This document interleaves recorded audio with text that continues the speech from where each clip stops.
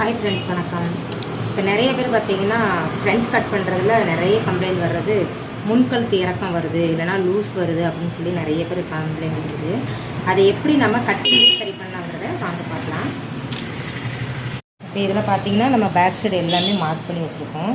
இந்த back side அப்படியே போட்டுட்டு எல்லா சைடுமே மார்க் பண்ணி வச்சுருக்காங்க.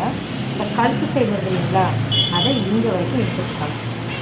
இந்த பேக் சைடு எடுக்காமையே கழுத்தை மார்க் பண்ணிட்டாங்க. ஏன்னா இந்த அளவுகள் தான் நிறைய பேர் மாற்றிடுறாங்க. மாற்றினதுக்கப்புறம் என்ன ஆயிருக்குன்னா அளவுகள் மாறி போயிடும்.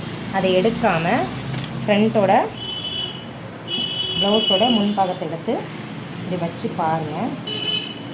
ஷோல்டர் எங்கே இருக்கோ அங்கேருந்து வச்சு கையை நான் எப்படி ஃப்ரண்ட்டை எப்படி எடுத்து போட்டிருக்கணும், இங்கே ஒரு 1/2 இன்ச்சு விட்டு எடுத்து போடுங்க. இங்கே வந்து நமக்கு இந்த ஜாயிண்ட் கரெக்டாக வரும்.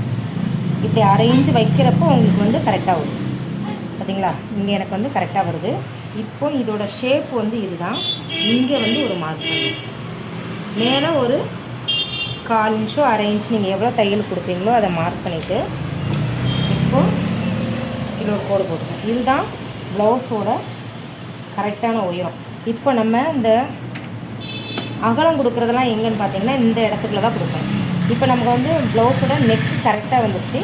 இனி இதை அகலம் கொடுக்குறது எப்படிங்கிறத அடுத்த வீடியோவில் பார்க்கலாம். Okay, thank you.